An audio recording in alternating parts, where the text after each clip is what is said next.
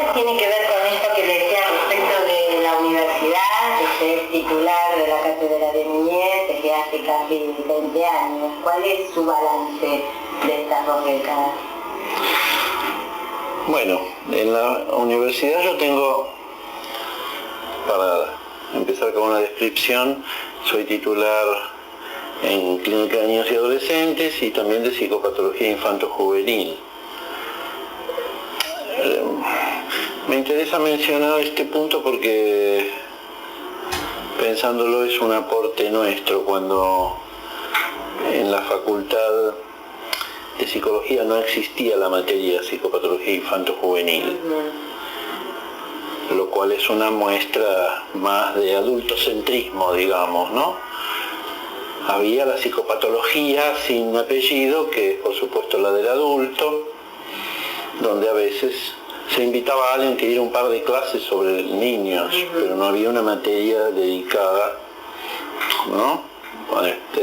Aunque esta materia, por esas mismas cuestiones de adultocentrismo y de política universitaria, psicopatología general es anual, esta es cuatrimestral y es optativa, la otra es anual y obligatoria. Pero no obstante es importante haberla podido inscribir, ¿no? En el plan de estudios, porque bueno, es muy específico lo de psicopatología infanto-juvenil. Además, también la suerte hizo que yo montara el primer curso de posgrado, que es un programa de actualización de 2 años, ¿no? El primer posgrado que hubo en la Facultad de Psicología sobre niños y adolescentes, desde 1990. Así que el balance, bueno, estos serían los elementos para el balance, ¿no? Clínica de niños desde el 84, desde el 89 psicopatología, y en el 90 se agrega, son esas 3. El balance, habría que diferenciar varios aspectos. Lo mejor, el contacto permanente con gente joven, estudiantes, colegas en sus primeros años, por lo menos lo mejor para mí, porque si uno no se burocratiza como profesor, en el sentido de que en la facultad hay una enorme burocracia. Si uno toma el programa burocráticamente y todos los años dicta el mismo programa, eso, además de ser tremendamente aburrido, no genera nada.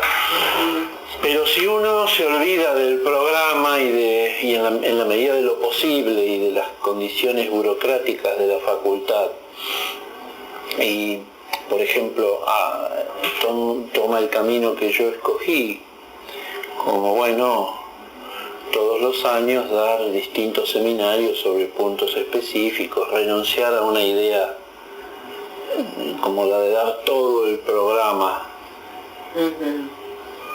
¿no? Que es justamente la idea menos conveniente. Si uno hace así, pensar en voz alta cada año cosas distintas con los estudiantes o con los colegas jóvenes que hacen el posgrado, algunos no tan jóvenes ya, pero predominan los colegas jóvenes, y uno lleva ahí distintas cuestiones que le interesan, que está investigando, cuestiones que lo están atormentando en el consultorio, o planteándole preguntas, o debatiendo los nuevos libros interesantes que aparezcan. El trabajo así es muy rico, y prácticamente todo lo que yo escribí desde el 84 para acá, tanto sea en libros como en textos sueltos, casi todo deriva de trabajo hecho en la universidad como primer borrador. Eso es muy tratar de que la gente pueda pensar por su cuenta, ayudar a la gente a pensar por su cuenta, a ver, esto requiere quizás cierta aclaración.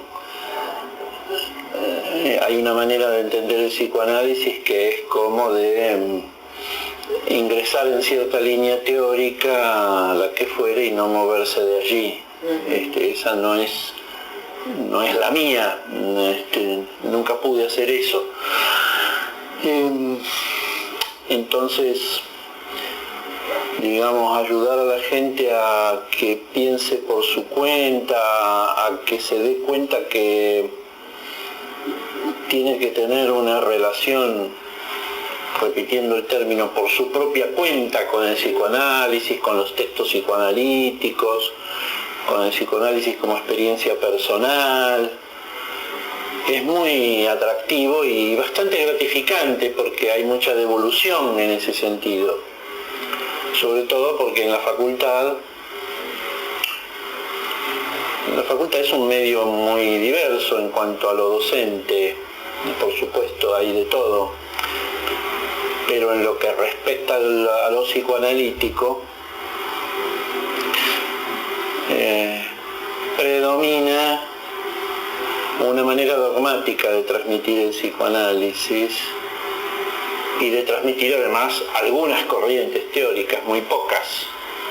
De manera que... Esta ha sido una crítica en general a la Facultad de Psicología. Y sí, porque digamos, el psicoanálisis que se enseña ahí es escasamente representativo de la variedad, de la diversidad del panorama del psicoanálisis actual, digamos, o de las últimas décadas.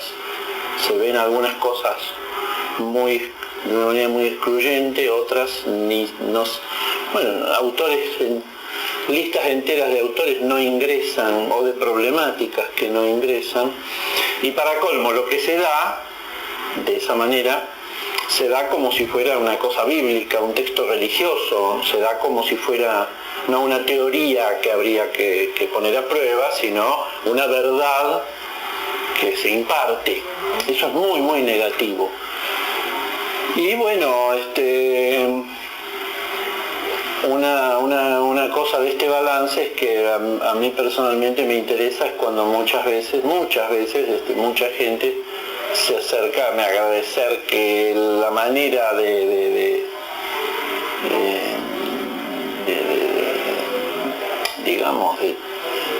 enseñar allí o que tenemos trata más bien de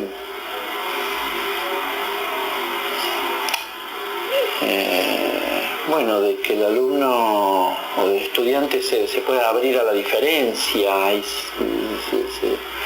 no se enrole rápidamente en una determinada identificación, que se dé cuenta, que pueda reflexionar sobre los inconvenientes de una transmisión dogmática, que bueno, es un problema que a mí me preocupa más allá de la universidad, ¿no? Quiero decir, más allá de la universidad, el psicoanálisis desde los tiempos de Freud viene librando muchas batallas y ha perdido muchas batallas contra lo que se llama con distintos contenidos lo que funciona como ortodoxia, línea oficial, línea hegemónica, ¿no? Desde tanto y que tiene muchas representaciones de políticas oficiales de la IPA hasta prácticas vigentes en instituciones que no pertenecen a la IPA y supuestamente contestatarias como la EOL. Entonces es una vieja cuestión que llega a la universidad, pero que la universidad no la inventa, ¿no? Eso en cuanto al balance, ¿no? Lo más positivo es que si uno toma el tener una cátedra como un lugar para pensar y una responsabilidad en cuanto a tratar de que la gente piense y no aplastar el pensamiento propio de la gente, tratar de que cada uno pueda ir construyendo su propia posición. Eso es muy grato, digamos. Lo menos grato de la facultad en cuanto a balance es tener que lidiar, digamos, con todo lo que es el manejo político en la facultad, que es tan perverso y tan vicioso en la facultad como en otros lugares, como se puede leer en otros lugares, en otras instituciones o en otros lugares del país o en otros escenarios, ¿no? Eso sería la parte ingrata. Hay otras, que sea una actividad tan mal paga, tan poco reconocida, que no haya un año sabático, que le daría a uno tiempo para escribir un libro en paz, que haya que escribir libros robando tiempo siempre. Hay muchos aspectos, pero lo más negativo del balance en ese sentido sería eso, ¿no? El lidiar con que no predominan en la facultad de psicología el respeto a los valores académicos, siempre quedan en segundo lugar en relación a la política de más baja estofa, y eso a nivel de la conducción de la facultad y como un viejo problema, ¿no? Pero bueno, de todas maneras yo quisiera rescatar el aspecto positivo, porque en lo personal de mi vida, como intelectual, como escritor, digamos, la facultad me ha dado mucho, me ha dado un espacio muy interesante, esto de pensar en voz alta semanalmente con interlocutores. Le debo mucho, le estoy muy agradecido al espacio universitario, pero sobre todo por la gente, no por los que tienen poder allí. ¿Y cómo piensa la relación entre el psicoanálisis y la universidad?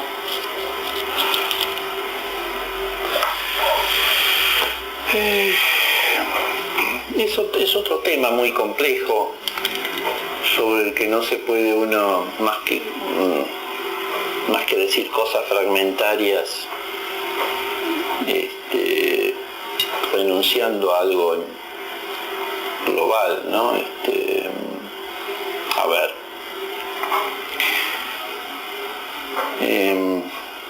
la Facultad de Psicología entre nosotros es un ejemplar curioso en el mundo, ¿no? Por la impregnación de psicoanálisis que tiene, y del que en general carecen las carreras de psicología. O sea, tiene su propia fisonomía, su propio estilo.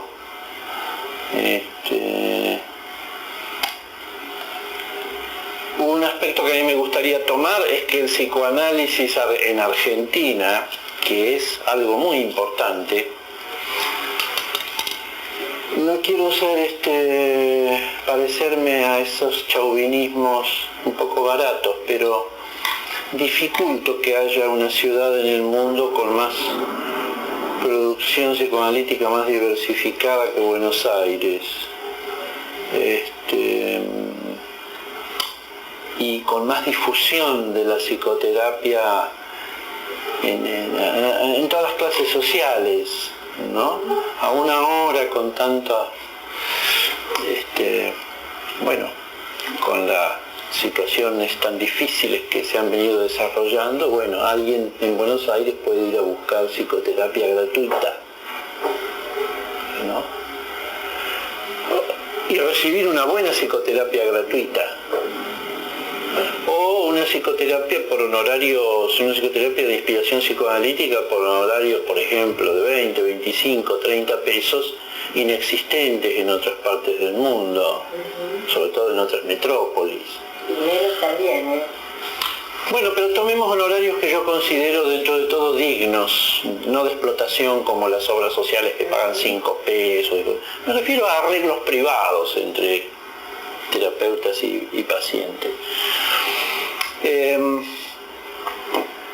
En Buenos Aires pasa cotidianamente, digamos, que digo Buenos Aires, también ocurre en otros lugares de Argentina, pero es Buenos Aires donde eso se gestó y en alguna medida penetró hacia adentro del país, en algunos lugares.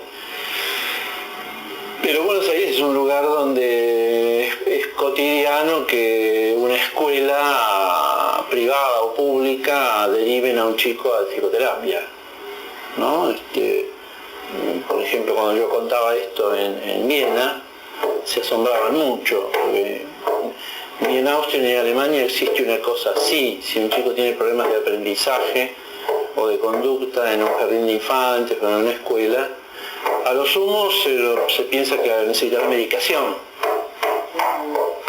o alguna atención psicopedagógica, pero a ninguna maestra, ni directora, ni nada por el estilo se le va a ocurrir que se psicoanalice. Y menos hablar con el profesional y mantener un diálogo y tratar de coordinar lo que hace la escuela con lo que hace el profesional, como acá se da. Entonces esto es muy inédito de aquí. Y eso en gran medida se debe a las características que tomó la Facultad de Psicología desde su creación, con gente pionera allí como Blecher, por ejemplo, Pichon Rivière, porque no solo la Facultad de Psicología se formó con esa impronta psicoanalítica, incluso dada por grandes maestros como los que mencioné, y otros, Lieberman, bueno, otra gente, sino que indirectamente y sin proponérselo,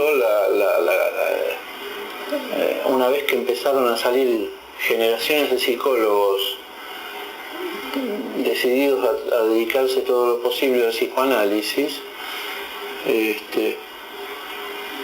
digamos, liberaron al psicoanálisis de estar en el cepo de la Asociación Psicoanalítica Argentina médica, ¿no? En esa época los psicólogos no podían entrar allí, aunque muchos psicoanalistas generosamente formaron, derivaron pacientes, pero era una contradicción con las normas de su propia institución. Entonces el psicoanálisis se liberó ahí de ser una práctica, como lo que es en otros países, incluso en países como Austria o Alemania, una práctica privada muy cara, muy restringida a una clase social y muy de consultorio y nada más, sin relaciones importantes ni significativas con la cultura, con la política, ni con nada. Pensemos acá, por ejemplo, toda la militancia de muchos psicoanalistas, entre los cuales nos contamos en los temas de derechos humanos, de restitución de niños robados por militares o sus cómplices durante la dictadura militar, peritajes hechos en ese sentido. El psicoanalista argentino no es un psicoanalista, el psicoanalista típico argentino, o mejor dicho, el más específico, no es el psicoanalista encerrado en su consultorio, aunque lo hay, más a la europea si se quiere, ¿no? El psicoanalista que no sale de su consultorio, pero ese no es el psicoanalista argentino más específico, fue formado en psicología, bueno, y con estas características. Entonces eso me enriqueció mucho. Al psicoanálisis le dio aquí muchos matices muy propios. Eso hace que acá, por ejemplo, uno lee un libro de, tomemos, un historiador joven como Ignacio Leucovitz, ¿no? El autor de Sucesos Argentinos, y enseguida se da cuenta que tiene una formación en psicoanálisis y que usa algunas cosas. Lee de una semióloga joven, Cristina Corea, la coautora de Niños en Banda, y enseguida hay referencias explícitas al psicoanálisis, ¿no? Hay una permeabilidad, ¿no? La psicopedagogía también, aquí está muy entramada con el psicoanálisis, a veces demasiado. Entonces eso le hizo muy bien al psicoanálisis. Además de que el psicoanálisis pudo beneficiar a otras prácticas, se benefició de salir de su gueto de asociación corporativa, endogámica, ritualista, ¿no? Todo lo que en su momento denunciara Lacan, aunque luego en base a Lacan se creara una nueva organización con estas características, pero que él lo denunció con mucha pertinencia. Bueno, ese es un aspecto que hace a las relaciones de la universidad con el psicoanálisis.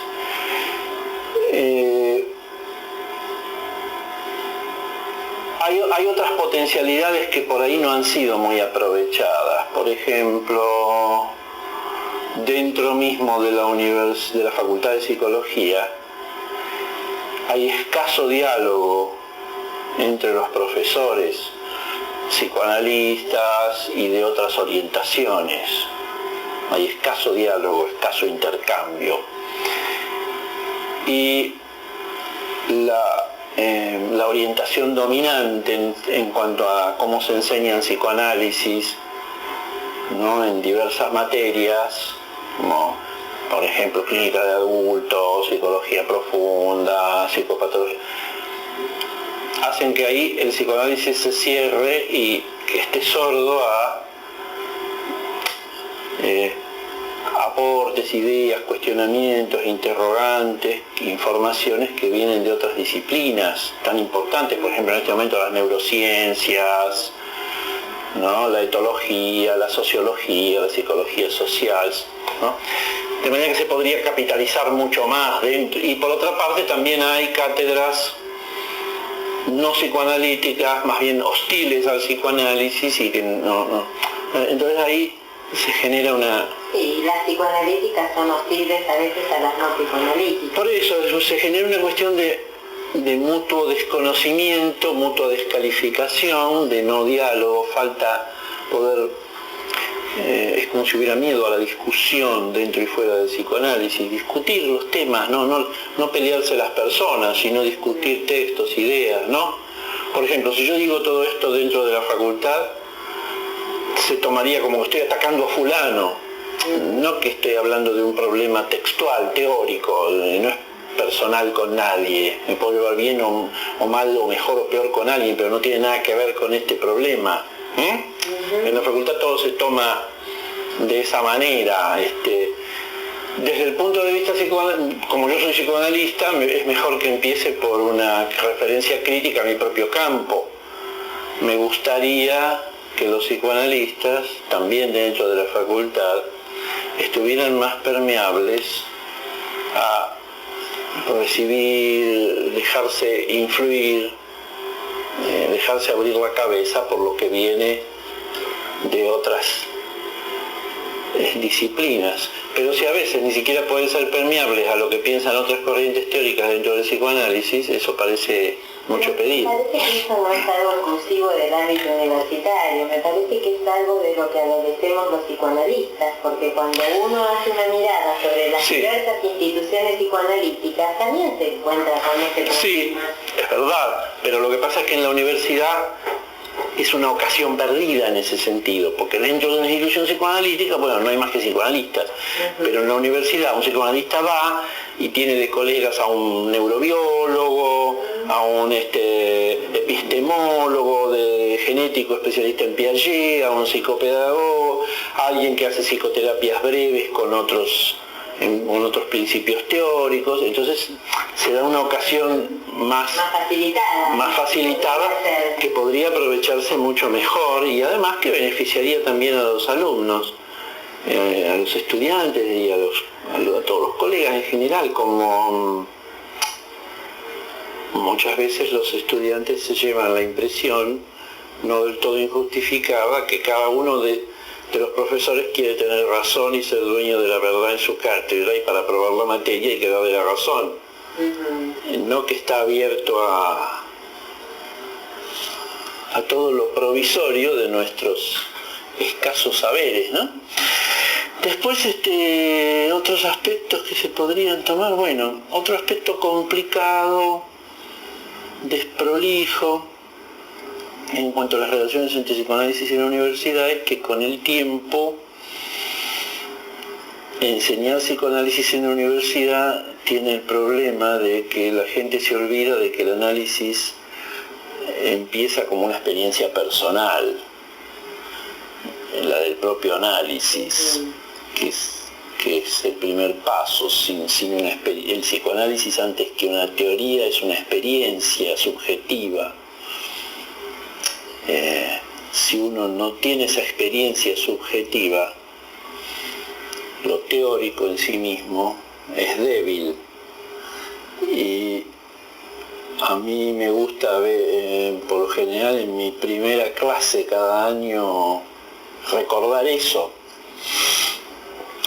Pero bueno, eso no es suficiente y no se advierte que se bregue por una concienciación de... Hay una cosa ambigua. Por un lado, la facultad no dice que capacita para que alguien se dedique al psicoanálisis. Formalmente la facultad diría, no es esa nuestro, no pretendemos eso. Pero en los hechos se genera algo como que cualquiera que sale de la facultad, sobre todo en Buenos Aires, al no haber colegio de psicólogos me refiero, no haber colegiación, bueno, de hecho puede tomar pacientes y a lo mejor nunca se analizó, o se analizó muy sumariamente, o se hizo algún tipo de terapia, porque en Buenos Aires a veces hacerse una terapia se dice analizarse, y a lo mejor es una terapia que no tiene nada que ver con el psicoanálisis, lo cual no quiere decir que sea mala, sino que si alguien quiere ser psicoanalista, tiene que empezar por esa experiencia. Ese es un tema, porque hay un conflicto ahí no asumido, porque por un lado uno no puede decirle a la gente, todo esto que les enseño no los capacita para nada, pero apréndanlo igual. Por otro lado, uno sabe que es insuficiente, y la gente más lúcida y más responsable también lo va sabiendo, pero como ocurre siempre en la Argentina, todo queda como un tema de ética más librada a lo individual, a lo singular de cada uno, ¿no? Pero me parece que esto que usted, a lo cual está haciendo referencia, se podría decir que tiene que ver con la transmisión del psicoanálisis. Digamos, si es posible hablar de transmisión del psicoanálisis en la universidad. Más que eso, de las condiciones. Yo creo que es posible porque la transmisión del psicoanálisis no depende de que esté en la universidad o no, sino de que se generen ciertas cosas, se genere lo que yo llamaría un espacio transicional, un espacio de juego entre el estudiante y el docente, que se construya un espacio de juego,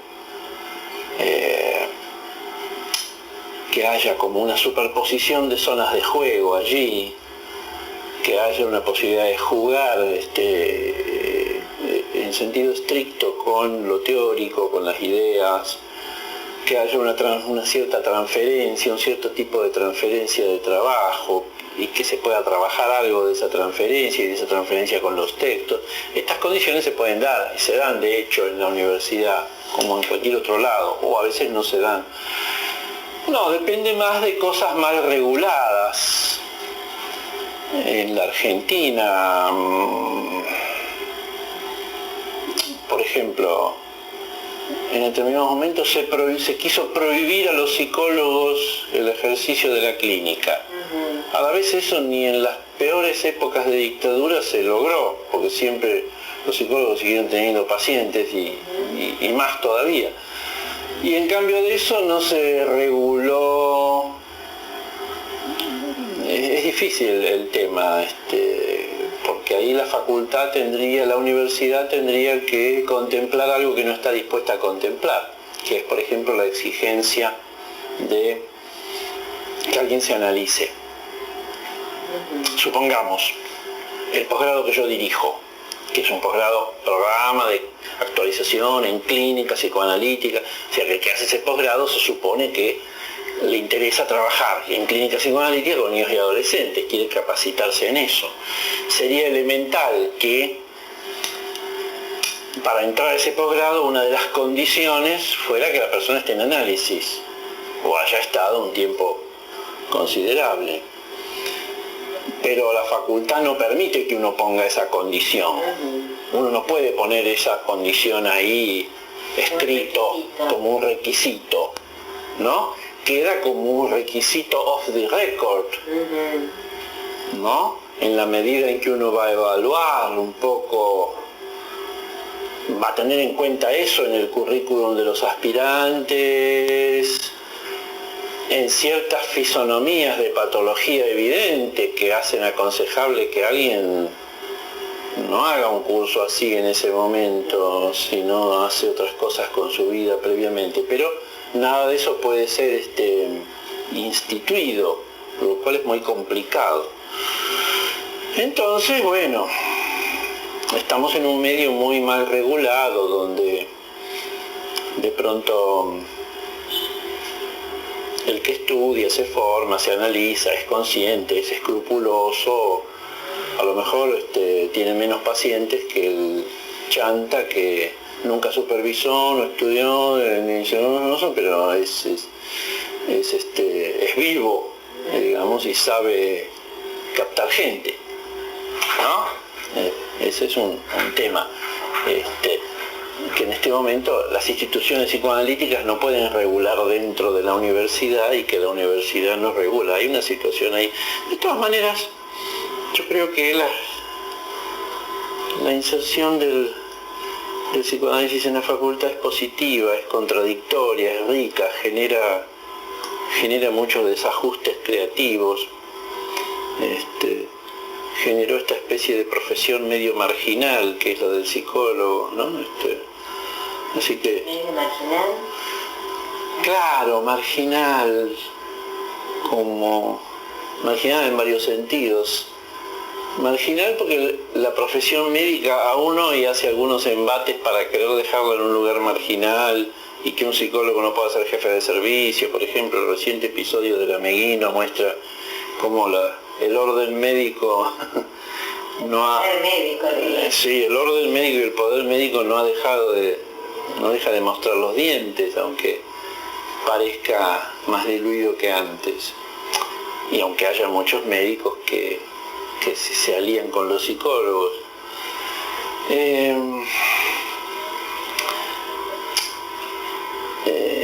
Digamos, ¿cómo plantearlo? Marginal por ese lado, porque ya que se lo ha querido marginalizar cuando se vetó, se quiso vetar el acceso de los psicólogos al trabajo en salud, dejarlos como profesionales auxiliares, etc. Marginal porque el psicólogo se formó en una cierta cultura marginal, en el sentido de psicopatología de la vida cotidiana, de interesarse más por los fenómenos residuales de la cultura, por los que nadie se interesaba. Entonces el psicólogo fue a trabajar a las villas, se metió en experimentos curiosos y muchas veces productivos, ¿no? Marginal en el sentido de que, bueno, por distintas situaciones, los psicólogos no son la niña bonita de lo más oficial de la cultura, ¿no? Y eso se ve sobre todo como los miran los sectores más conservadores, siempre los sospechan como de izquierda o algo así, ¿no? En ese nivel más ingenuo pero elocuente de categorizaciones.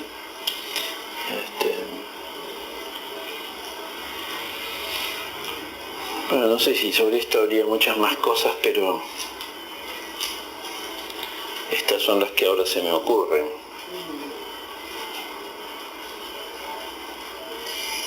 Ahora, usted en un trabajo que se llama Los niños del psicoanálisis y la necesidad de una revisión de su estatuto. Sí. ¿Lo recuerda? Está publicado en internet por ejemplo. Sí. Bueno, usted plantea que el psicoanálisis le resta un trabajo de descentralización. Sí. Que sí lo ha hecho en la antropología, pero no es psicoanálisis, un trabajo de renuncia. Sí.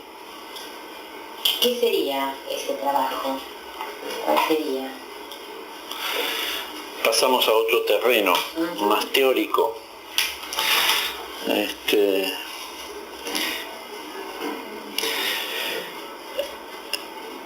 Bueno, eso tiene que ver con viejas inquietudes mías, muy antiguas realmente algunas, incluso cuando no tenía todavía mucha formación en qué sustentarlas, y que luego el encuentro con la obra de Derrida me facilitó en cuanto a deconstruir. Yo hace años vengo, si lo decimos en términos crudamente prácticos,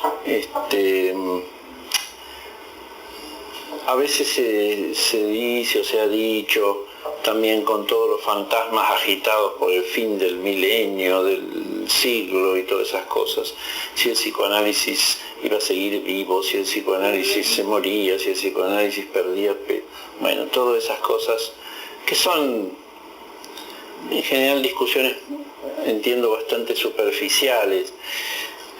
Lo que me parece más posible y más temible es que el psicoanálisis es como esos matrimonios, ¿no? Siga viviendo como ha vivido.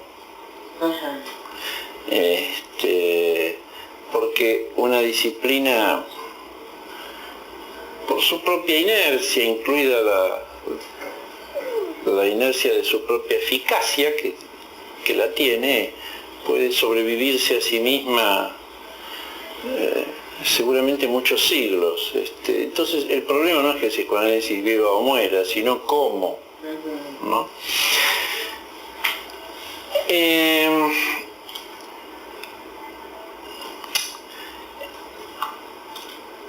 Hace muchos años yo leía, cuando era estudiante, que Blecher decía que había un gran desfasaje entre lo que los psicoanalistas hacían en su consultorio y lo que decían. Eso ya en esa época ya me llamó la atención, aunque yo no sabía mucho a qué se refería Blecher, pero después siempre volví sobre esto, ¿no? Creo que esto se ha ensanchado, ¿no? Y que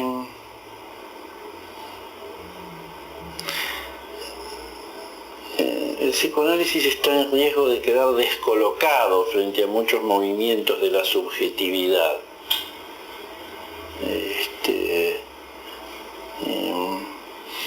Empezando porque suele tener una prédica conservadora frente a cada movimiento de la subjetividad, ¿no? Bueno, yendo a un punto más teórico, más específicamente teórico, lo que yo vengo tratando de hacer en ese texto, en muchos otros, ahora en marzo creo sale un libro nuevo mío en Eudeva sobre estos temas. Lo que yo vengo tratando de hacer es en convergencia espontánea con mucha otra gente. Por ejemplo, le mencionaría el último libro que apareció de Julio Moreno, en realidad es el primer libro también, Ser Humano, es un muy buen libro, y que apunta también a eso. Es acotar las principales características del psicoanálisis tradicional y ir más allá de ellas. De hecho, se ha ido ya más allá de ellas, desde Winnicott, desde mucha otra gente. Pero no obstante, eso no está del todo claro. Yo creo que habría que dar un paso decisivo en cuanto a decir, bueno, esto es el psicoanálisis tradicional y nosotros no lo tenemos que tirar a la basura. Hay cosas de ese psicoanálisis que se pueden seguir utilizando o revolver a utilizar o reutilizar o sirven para un debate, para una discusión, pero lo que no se puede hacer es querer ser psicoanalista en ese marco, me parece.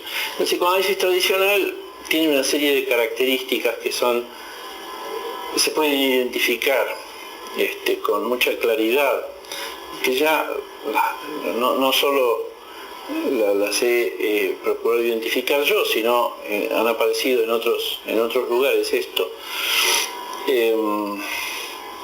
Por ejemplo, mencionaría el mismo Derrida, mencionaría a Daniel Stern, Jessica Benjamin, mencionaría el mismo Julio Moreno, bueno,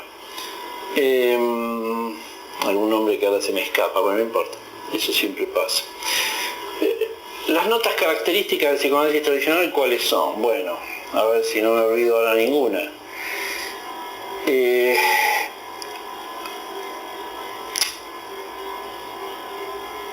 Logocentrismo, ¿no?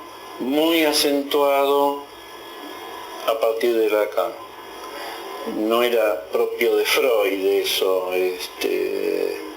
pero no obstante, como el logocentrismo es una característica de la cultura occidental, es una característica de nuestra cultura, una marca característica, impregna toda nuestra base metafísica, y la base metafísica es la base de todo nuestro pensar, seamos biólogos, psicoanalistas o carpinteros. Entonces, esa base, esa metafísica desde Platón es logocéntrica, y aunque Freud no era logocéntrico, explícitamente no dejó eso de entrar en el psicoanálisis. Falocentrismo, ¿no? Eso sí está muy de arranque, muy instituido en Freud, es obvio, ¿no? Falocentrismo y logocentrismo, en lo que se refiere al trabajo especial con niños y adolescentes, han dado lugar a perspectivas muy adultocéntricas, a pensar siempre al niño, por ejemplo, en déficit con respecto al adulto, etcétera, etcétera. Bueno, ese es un tema muy...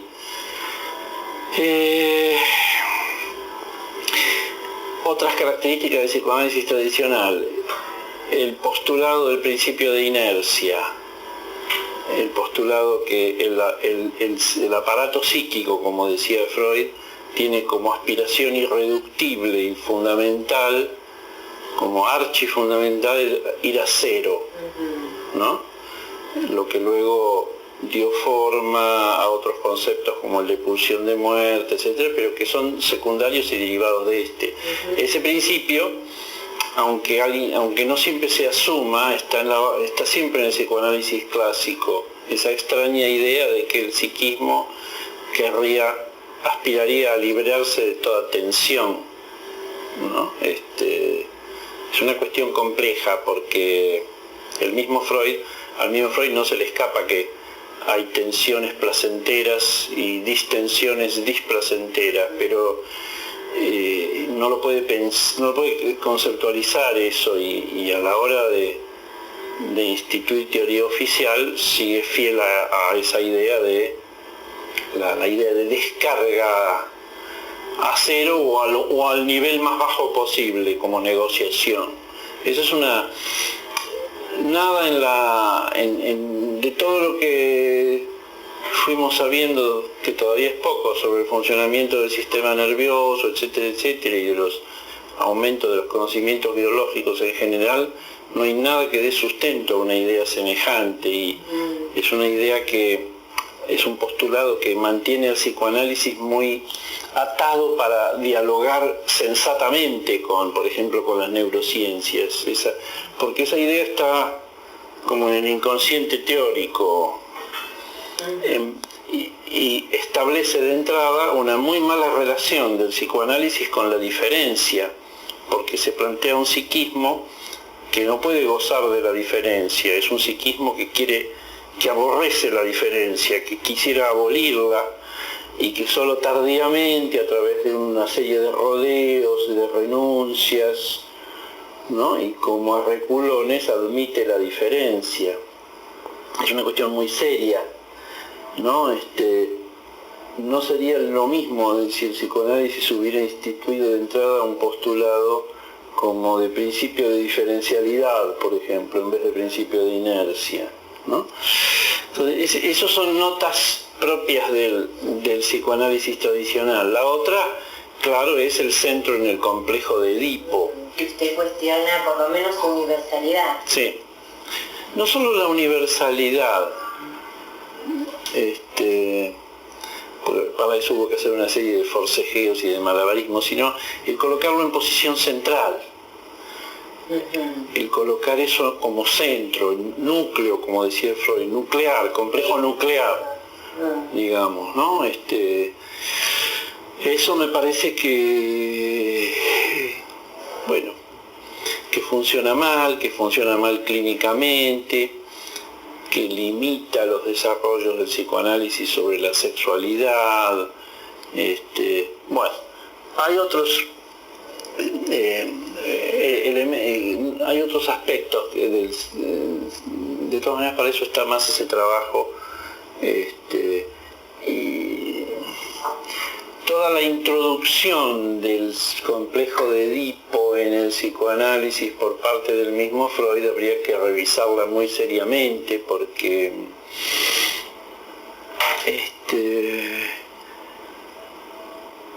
es una introducción que uno diría tan desfigurada, tan distorsionada por elementos subjetivos.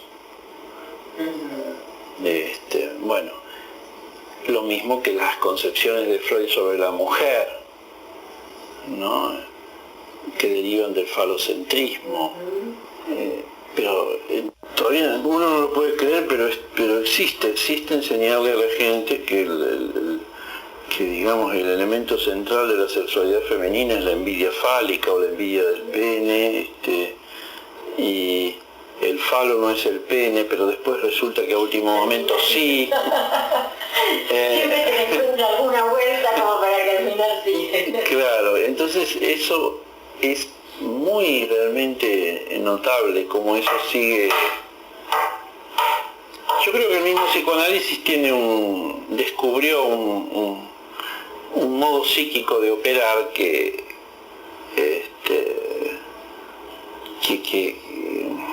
ayuda a entender cómo se mantienen estas cosas, que es lo que se describe como renegación, ¿no? También plasmada en esa expresión de Octave Manoni, ya lo sé, pero aún así, ¿no? Freud funcionaba mucho así, ¿no? Explícitamente puede decir, por ejemplo, que ya sabe que esto, por ejemplo, en Moisés y el monoteísmo, Freud dice cosas como que ya sabe que estas teorías antropológicas han caído en desuso y han sido refutadas, y que hay unas nuevas, pero que como las nuevas no le convienen a su cosa, va a usar las viejas. No es un modelo de cientificidad, no es una buena manera de pensar las cosas, y creo que los psicoanalistas están mucho en eso. Ya sé que el complejo de Edipo muchas cosas no las explica, pero igual... Me sirve, me tranquiliza, me apoltrona. Y todo ese mundo del padre imponiendo la ley y la madre como devoradora peligrosa, todos esos fantasmas que se engendran al respecto, y con los que se perpetúa cierta tradición metafísica, como dije. Bueno, creo que eso especifica el psicoanálisis tradicional, lo cual no objeta que en determinado momento uno puede interpretarle a algún paciente una fantasía edípica, como se dice, pero es como decir, ningún astrónomo diría hoy que el centro del mundo, del universo, es la Tierra. Y no solo eso, sino que ningún astrónomo dice que el centro del universo esté en parte alguna. El universo está en expansión, hay agujeros negros, hay múltiples galaxias, fenómenos que ahora recién se están descubriendo. En ninguna parte hay la idea de un centro. En la teoría psicoanalítica sigue girando en torno a un centro. El padre, la castración, el Edipo, eso es epistemológicamente muy envejecido. Porque tampoco es cuestión de sacar de ahí lo edípico para poner otra cosa, para decir, no, el centro no es lo edípico es la relación con el pecho, qué sé yo. No es eso. No tiene que haber centro. La teoría psicoanalítica debiera descentrarse, y entonces el mito de Edipo sería un elemento más en un conjunto descentralizado. Pero esto me parece que llevaría consecuencias importantes en la clínica, por ejemplo, ¿no? Sí, sí. La clínica. Sí, bueno, yo trato de que todo esto trabajarlo en la clínica y además creo que algunos fenómenos clínicos me ayudaron a pensar estas cosas, como después hay otro elemento del psicoanálisis tradicional o clásico, es la idea también descabellada de que, sobre todo en relación al niño, de que primero estaría lo familiar y después lo social. De que, o sea, el mundo le llegaría al niño a través de sus padres. Recién, muy a posteriori en su desarrollo, el niño o el adolescente se relacionaría con el mundo no a través de sus padres. Esa es otra idea, la idea de Freud, ¿no?, que motivó en su época polémicas con Adler y con Jung, pero solo que en realidad tenían razón Adler y Jung. La idea de que la libido era primero familiar y después social, digamos, los objetos primarios, y que lo social es siempre algo secundario a lo cual se aplica algo primario, como aplicar lo edípico a lo social, etc. Esa idea también cada vez es más desfasada de los hechos. El niño, por ejemplo, ve la televisión. La televisión no la ve a través del papá y la mamá. Toma el aparato de televisión porque es un elemento protagónico de cualquier hogar más o menos occidental, ¿no?, de nuestra cultura. El niño ve la televisión está ahí como un interlocutor nuevo, a lo cual a veces el chico está demasiado expuesto y demasiado pronto incluso, no porque sea malo en sí, ¿no?, pero digo, en cuanto a ciertas cuestiones. La televisión no la ve a través del padre y la madre, ¿no? Le llegan ahí identificaciones, pulsiones, miradas, demandas, ideales, mitos, imágenes, que circulan, tienen sus propios circuitos de llegada, que hay que ver cómo se intrincan con lo familiar. Entonces, no se pueden ya plantear las cosas de esa forma. La práctica con chicos, por otro lado, pone muy al desnudo el papel estructurante en lo más básico del amigo, del par del chico, y mucho más ahora que los chicos empiezan muy tempranamente sus interacciones muy instituidas en guarderías, jardines y demás. El psicoanálisis clásico no tiene ningún lugar para el amigo. A lo sumo lo va a pensar como un sustituto del hermano y no puede pensar nada estructurante del amigo. Y el amigo es toda una categoría en el psiquismo y se ve lo que pasa cuando un chico no puede hacer amigos.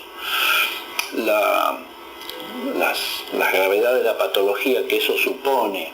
Tomo este ejemplo, ¿no?, para marcar un lugar de impotencia del psicoanálisis tradicional, que todo lo tiene que derivar del padre, la madre y los hermanos. Si un tío tiene una relación muy especial con un chico, lo ven como un sustituto paterno. Esa matriz es muy pobrecita, muy endeble, muy estrecha, sobre todo para pensar niños que están en medio actualmente de una vida tan compleja y con un nuevo orden, además, con un nuevo espacio subjetivante que es el espacio mediático, con nuevas escrituras como las que derivan de la electrónica, y que, bueno, ya lo sabemos por Gutenberg y la imprenta, el impacto subjetivo que tiene toda nueva escritura, en la introducción de una nueva escritura en la cultura humana.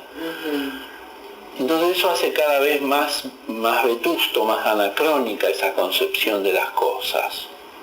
Y no se gana nada si en vez de hablar de padre y madre se dice función paterno o materna, y que la función le puede ejercer cualquiera, porque se sigue diciendo paterno o materno. Queda circunscrita a estos dos lugares. Claro, Entonces, la misma gente que nos habla de la importancia del significante, no nos puede decir que función paterna o función materna no importa de padre o madre, porque si no importa, ¿por qué lo dicen así? ¿Por qué no lo dicen de otra manera? Entonces estas son algunas de las notas del psicoanálisis tradicional, diría yo. Seguramente me estoy olvidando de alguna, pero son algunas de las más fuertes. Y de hecho,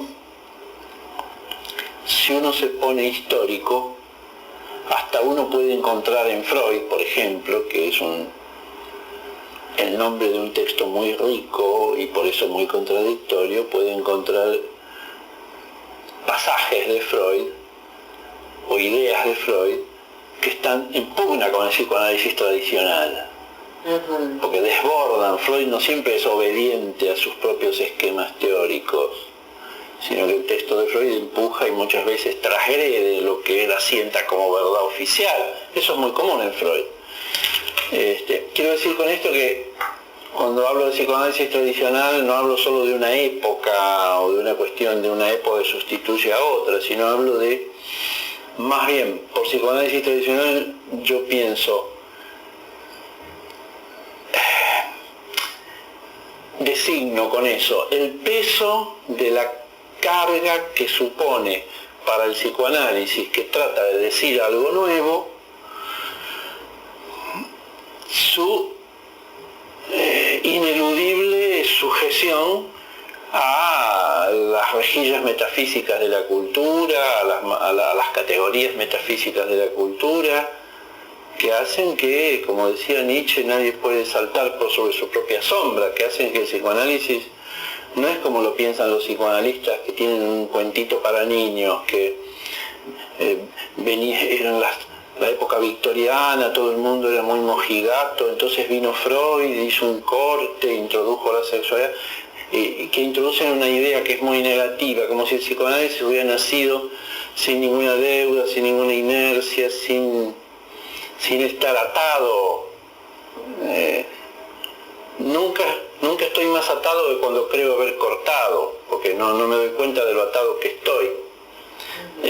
Y entonces el psicoanálisis no podía nacer de un repollo. Nació de una suma de circunstancias y de un cruce de diversos discursos y prácticas. No tiene un solo autor, porque estaban los pacientes además que lo construyeron, junto con Freud y con otros, con Breuer, y entonces digamos, no podía el psicoanálisis no tener ese lastre como cualquier disciplina. Digamos, está lleno de oposiciones metafísicas desde el comienzo. Por ejemplo, cuando Freud echa mano antes de 1900 incluso echa mano de algo que ya luego no va a soltar, que es una distinción entre afecto y representación. Eso no es un invento freudiano. La distinción entre afecto y representación es antiquísima, se puede rastrear a los griegos. Y no es una buena distinción, tiene muchos problemas. Por ejemplo, pensar que el afecto es solo descarga le va a bloquear a Freud durante muchos años la posibilidad de pensar que un afecto pueda ser inconsciente. Freud tendrá que producir algo que a él le parece un escándalo lógico cuando él habla de una especie de cuadratura del círculo, cuando en la década del 20 le empieza a hablar de afectos inconscientes, ¿no? Porque la primera idea era, ¿no?, que el afecto no podía ser reprimido porque es un mero efecto de conciencia ligado a una descarga. Bueno, todo eso son lastres metafísicos, digamos, que en algunos casos fueron más o menos superados, en otros no. Mi idea es, no sé si librarnos de eso es posible, pero tenerlo claro nos hace menos sometidos a eso, digamos, ¿no? La distinción, por ejemplo, que hace Lacan entre lo simbólico y lo imaginario, son distinciones que Los psicoanalistas las dicen como si fueran un hallazgo de Lacan, cosas que pueden leerse siglos atrás, digamos, y en una cierta tradición. En sus textos son habituales las referencias a Lacan y a la teoría lacaniana, a veces en un tono crítico, pero sin embargo lo tiene como un interlocutor permanente. Bueno, es un interlocutor, sí, es un interlocutor como tengo otros. Me parece que a lo mejor dentro de unos años habría que empezar una lectura verdaderamente de Lacan. A veces he pensado en hacerla, pero pienso que todavía es pronto. Quiero decir, Lacan en este momento es un hombre aprisionado en una serie de instituciones que tienen instituciones religiosas.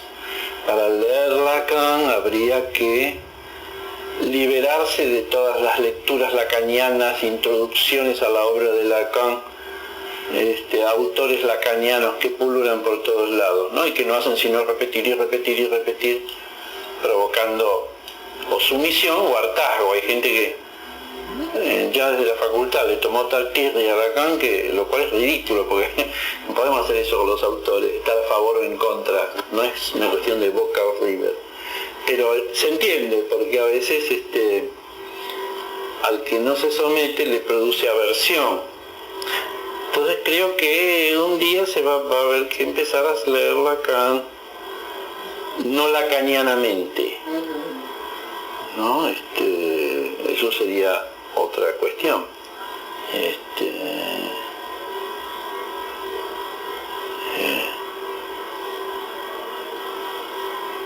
Y no estructuralmente tampoco, ¿no? Que ese es otro tema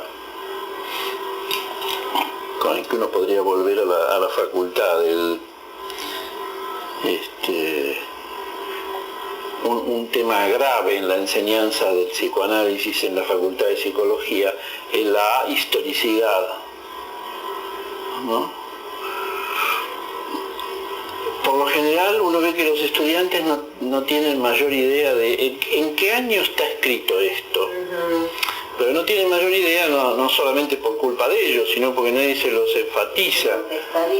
Por ejemplo, se habla del Estadio del Espejo, para seguir en Lacan, ¿no? Que es una obra que hoy ya hay que leerla después de muchas cosas que se escribieron sobre lo especular, etc. No se puede leer ese texto de la época de la Segunda Guerra Mundial como si fuera actual y como si no hubiera pasado nada después. Entonces y así, es como si hubiera capas, ¿no? Hay enseñanzas del psicoanálisis detenidas en la década del 60, en pleno auge estructuralista, otras anteriores, detenidas en el 1900, en la época del proyecto, o de no se sabe dónde, o detenidas en el 30, ¿no? Pero sí, o en los periodos de la guerra, que también lo realizaron a Freud, y esto dio origen a algunas conceptualizaciones de él.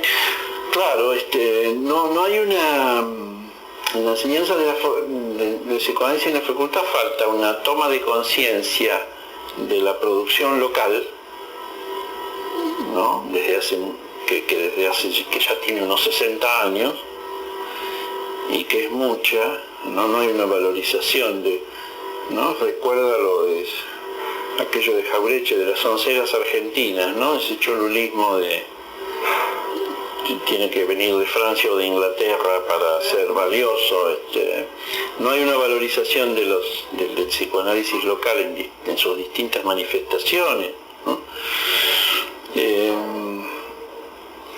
Uno ve que los estudiantes desconocen figuras locales, vivas o muertas, y muy importantes. Y no hay una historización, no hay una puesta al día, no hay un estado actual de la cuestión, ¿no?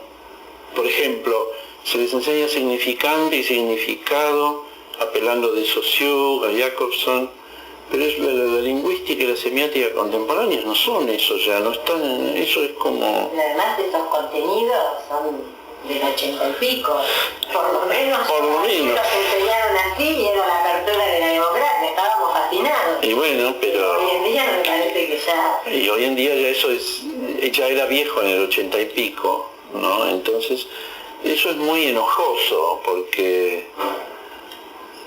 el estudiante luego se supone que va a ver a un paciente actual y con esos esquemas. Claro, y no encaja. No, los gastos de todas estas cosas las pagan los pacientes luego. Y las paga el colega que tiene que descubrir de pronto todos los baches o los agujeros que le dejó la facultad. Y que podría no ser, podría ser una cosa más matizada, más pero bueno, estábamos en aquello otro. Creo que identificar, por eso el libro de Julio Moreno, que le decía, también es muy interesante en ese aspecto, y tenemos muchas convergencias espontáneas con Moreno, pues él identifica muy bien las notas clásicas del psicoanálisis tradicional, y no para decir esto no sirve más, sino para decir esto solo no sirve más. Esto, en todo caso, lo que sirve de esto ya es en el interior de un conjunto más vasto. Es como decir la física mecánica, sola no sirve más, sirve hasta cierto punto, ¿no? Pero ya cuando entramos en el átomo, esto lo otro no sirve, hay que apelar a otras cosas. Bueno, una cosa así no debería sorprender a nadie. Pero, desgraciadamente el psicoanálisis tomó un cariz religioso desde Freud, ya que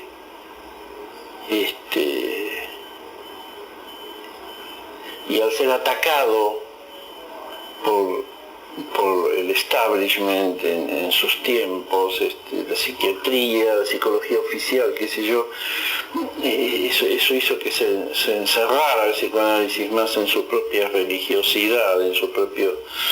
Y bueno, pero es hora de abrir un poco de ventear un poco todo eso, ¿no?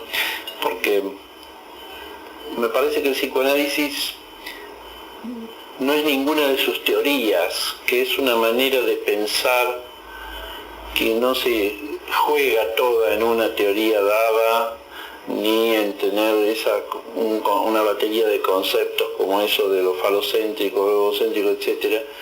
Y que el psicoanálisis puede tener otros rostros, otras fisonomías, y seguir creciendo, ¿no? Así que bueno, eso sería lo que diría del asunto, y en lo que estoy comprometido, digamos, a esto es lo que llamo deconstrucción, o sea, desarmar la teoría para ver cómo está hecha y sobre todo para ver la incidencia en lo nuevo que la teoría trata de decir, la incidencia de los viejos mitemas, filosofemas, etcétera, etcétera.